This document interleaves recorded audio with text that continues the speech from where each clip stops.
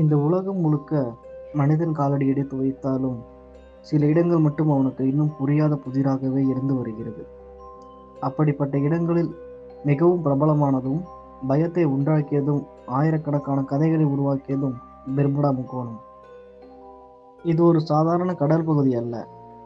இது மனித அறிவுக்கும் இயற்கை சக்திக்கும் நடுவில் இருக்கும் ஒரு கேள்விக்குறி. பல நூற்றாண்டுகளாக கப்பல்கள், விமானங்கள், மனிதர்கள் என எண்ணற்றவை எந்த சத்தமும் இல்லாமல், எந்த தடயமும் இல்லாமல் மறைந்ததாக சொல்லப்படும் ஒரு இடம்.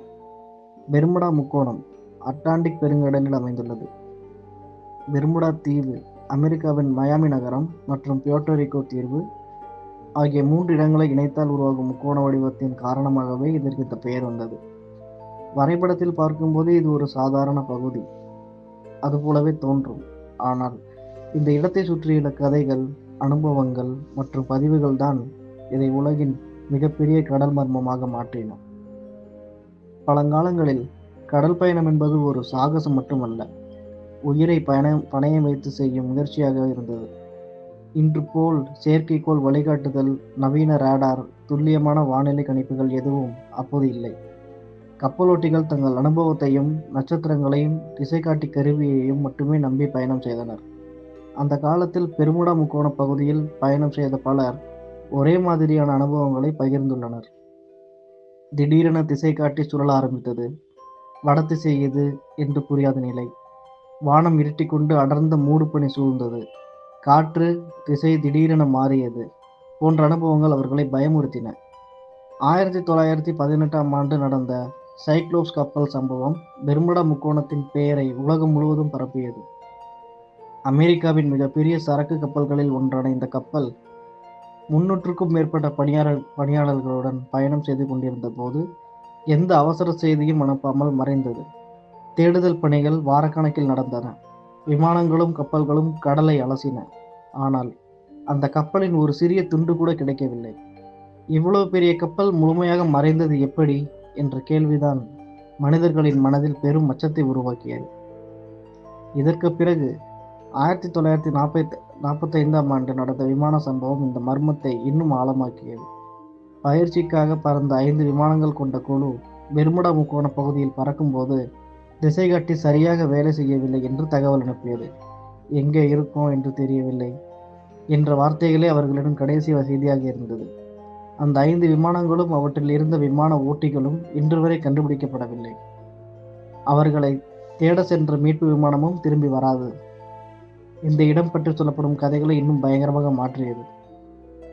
இந்த சம்பவங்கள் மட்டுமல்ல, பல மீன்பிடி படகுகள், சரக்கு கப்பல்கள், தனியார் விமானங்கள், பயணிகள் விமானங்கள் என எண்ணற்றவை பெர்முடா முக்கோண பகுதியில் காணாமல் போனதாக பதிவுகள் கூறுகின்றன. சிலர் கடைசியாக அனுப்பிய தகவல்கள் மிகவும் விசித்திரமாக இருந்தன. கடல் திடீரென கண்ணாடி போல் அமைதியாக இருக்கிறது, வானம் மஞ்சள் நிறமாக மாறியுள்ளது, எல்லாமே ஒரு கனவு போல இருக்கிறது போன்ற வார்த்தைகள் தான் அவர்களின் கடைசி தகவல்களாக இருந்தன.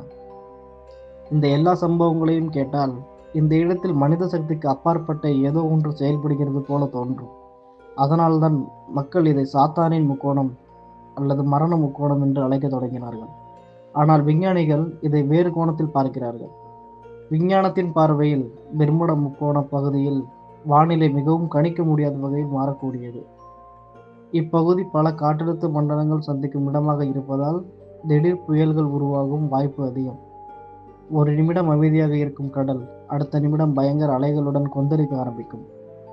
பழைய காலங்களில் இந்த மாற்றங்கள் முன்கூட்டியே கணிக்க முடியாததால் கப்பல்களும் விமானங்களும் விபத்தில் சிக்கியிருக்கலாம். மேலும் இந்த பகுதியில் ஓடும் சக்தி வாய்ந்த கடல் ஓட்டம் கப்பல்களை மிக வேகமாக தள்ளும். இதனால் கப்பல்கள் திசை தவறி எதிர்பாராத இடங்களில் சிக்கிக்கொள்ளும் வாய்ப்பு அதிகம். அடர்ந்த மூடுபனி காரணமாகவே பார்வை முழுமையாக மறைக்கப்படும். விமான ஓட்டிகளுக்கும் கப்பலோட்டிகளுக்கும் இது மிகப்பெரிய சவாலாக இருந்தது. இன்னொரு முக்கிய காரணம் பூமியின் காந்தப்புலம். பூமியின் எல்லா பகுதிகளும் காந்தப்புலம் ஒரே மாதிரி இல்லை. பெர்முடா முக்கோண பகுதியில் உண்மையான வடதிசையும் திசை காட்டி காட்டும் வடதிசையும் வேறுபடுகின்றன. இன்றைய காலத்தில் நவீன கருவிகள் இந்த வேறுபாட்டை சரி செய்கின்றன. ஆனால் பழைய காலங்களில் இந்த விஷயம் தெரியாமல் பயணம் செய்தவர்கள் திசை தவறி கடலில் சிக்கியிருக்கலாம். சில விஞ்ஞானிகள் கடலின் அடிப்பகுதியில் உள்ள மீத்தேன் வாயுவையும் ஒரு காரணமாக கூறுகின்றன. இந்த வாயு திடீரென வெளியேறும்போது நீரின் அடர்த்தி குறைந்து மேலே மிதக்கும் கப்பல் கூட திடீரென மூழ்கிவிடும். இது போன்ற சம்பவங்கள் அரிதாக இருந்தாலும் சாத்தியமற்றவை அல்ல. இதேபோல் இந்த வாயு காற்றில் கலந்தால் விமான இயந்திரங்களையும் பாதிக்கக்கூடும். ஆனால் விஞ்ஞான விளக்கங்கள் இருந்தாலும் மனிதர்களின் கற்பனை இங்கு நிற்கவில்லை.